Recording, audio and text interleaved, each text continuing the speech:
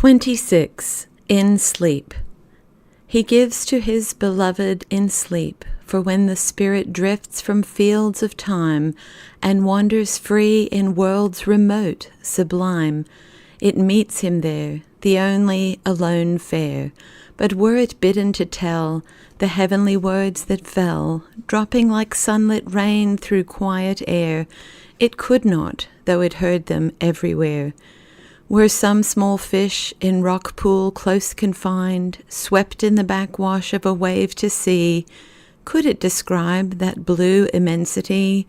Could the caged bird, whose happy ear had heard the lark sing in high heaven, and had escaped, be bidden to bind that rapture fast in earthly words?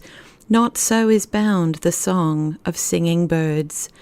Nor can I tell what he gave me in sleep. The mind, still conscious of the body's stress, hindered a while, and in a wilderness I walked alone, till one, a long time known, drew near.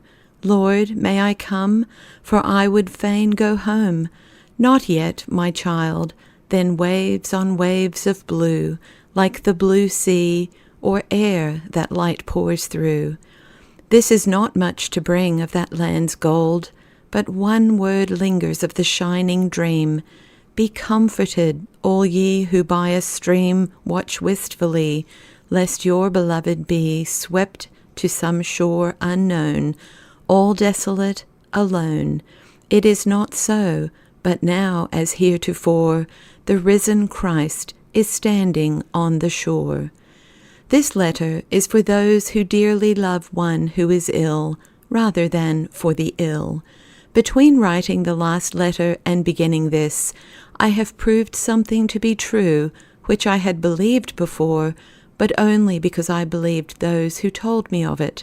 Now I know it in a different way.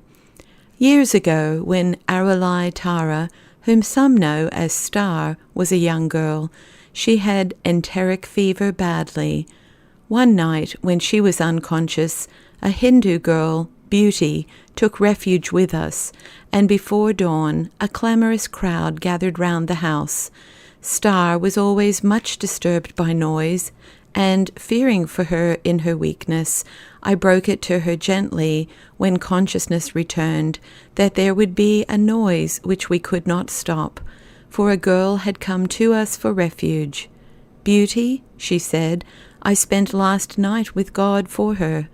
Then I knew that when the windows of the mind are closed, the windows of the spirit may be open.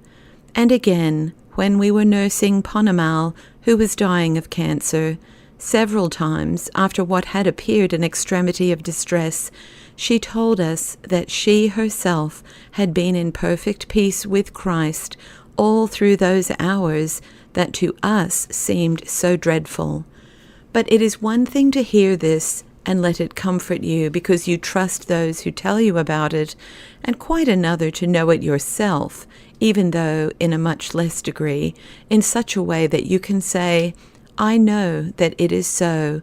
I have been there and found it so."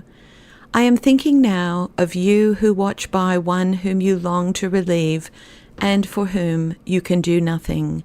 There is unconsciousness or semi-unconsciousness, and you cannot reach across the space between and touch that precious thing, the real person, the understanding soul. And yet, just here, you can help far more than you know. Long after power to speak or respond in any way has passed, that precious thing, dumb and blind and bound, but not deaf, and still quick in the body, can feel the hand clasp and be strengthened by it, can hear and understand familiar words and be soothed and blessed by them. But there may be the added bitterness of pain, and when the reins of self-control have fallen from the fingers that would have held them to the end if they could, there may be signs of that presence to the rending of your heart. What word have I for you? Only this. The body may be held fast in misery. The mind may be wrestling with tyrannies it never met before. These things may be, but there is an end to them. They are only as a rough, short road to a great rest. Though to the traveler and to the watcher that road may not seem short, but more like a wild waste, a darkness with no end to it, there is an end. After that ye have suffered a while, but for a moment, if for a season, are words of limitation very strong to succor. And suddenly, when we come to the end, there is light, and though not a glimmer of that light may fall on the watcher by the bedside, the withdrawn spirit is bathed in radiant waves. As a fish in the sea, as a bird in the air, so is that spirit free, so is it gay, for it is not where it seems to be, but otherwhere. Our Lord has met it. He is speaking now. Be of good cheer. It is I. Be not afraid. There may be nothing to tell the watcher anything of this, and yet it is neither myth nor mirage, but truth. I have proved it true. The words that face this letter came before the memory of an experience new to me had fallen back into the mist. That memory is misty now. I could not, however much I tried, recover a line of this that tells what it can of those hours. It was to a mind still half asleep those words came, and as they whispered through that half-sleep, a wondering question came with them. From thy brier shall blow a rose for others. Could this be that? So they were dictated slowly in that parched hour, between teaspoonfuls of water. I remember thinking that a whole glassful at a time would be pure bliss, and the faithful little night nurse by the bedside wrote them down. But whether there be anything here that can be called a rose or not, this other, this heavenly rose of comfort cannot fail. Underneath them, your beloved, are the everlasting arms. They are safe there. Let not your heart be troubled, you who care so much. He cares still more. He cannot fail the child who trusts him. Heaven and earth may fail. He cannot. God is our refuge and strength, a very present help in trouble. Is not this trouble? Therefore will not we fear, though the earth be removed, and though the mountains be carried into the midst of the sea, though the waters thereof roar and be troubled, though the mountains shake with the swelling thereof. God is in the midst of her, that heart you love so well. She shall not be moved. God shall help her, and that right early. Let these strong words uphold you. They are being fulfilled now in the secret cell of the spirit of that lover of the Lord. However things may be with the body and the mind, however they may appear to be, let not your heart be troubled, neither let it be afraid. And should you have to face an operation for one you love, here is a word which may help. We of this household have lately proved its strength and sweetness for two of our members, one English and one Indian, who have just been through major operations. It was the verse given to their nurse on the morning of the operation. When the doors were shut, came Jesus, and stood in the midst, and saith unto them, Peace be unto you. The doors of a hospital theatre are not shut for fear of the Jews. Even so, it is a perfect word, for in the place of the shut door, there is he as of old, and he says to his own today, just as he did long ago, Peace be unto you. But if they go from you, those whom you so desire to keep, and the sense of silence and of absence settles down upon you, aches through you, and will not cease, and the accustomed platitudes of comfort are torn like veils in the wind, the wild craving of the heart bereft can be like a raging wind. Perhaps this quiet word from a quiet book will help.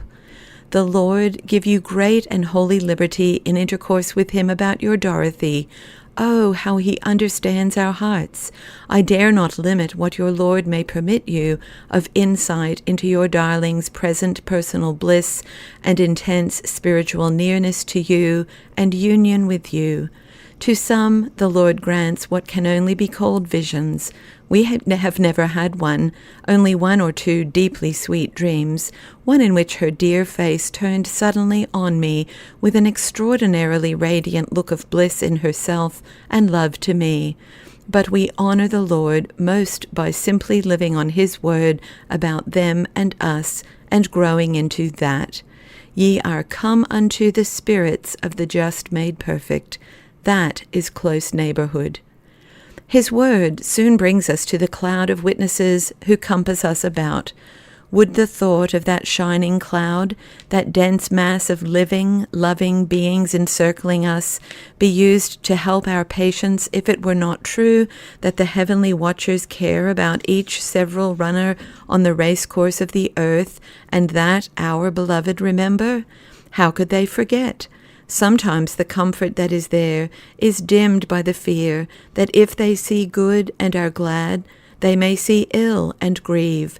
But that fear is answered by all that we know of the hereafter. The two companions of immortals who talked with our Lord Jesus about His passion did not say, "Pity thyself." They understood. They could bear to look at Calvary. They had seen what lay beyond. But there are some among us whose heartbreak is that they have no sure and certain hope about their dearest, who have passed beyond reach of human love and influence. May I offer this, which comes to me in the form of a question. Does to be out of reach of our love and influence mean to be out of reach of His who said, "I, if I be lifted up from the earth, will draw all men unto me"?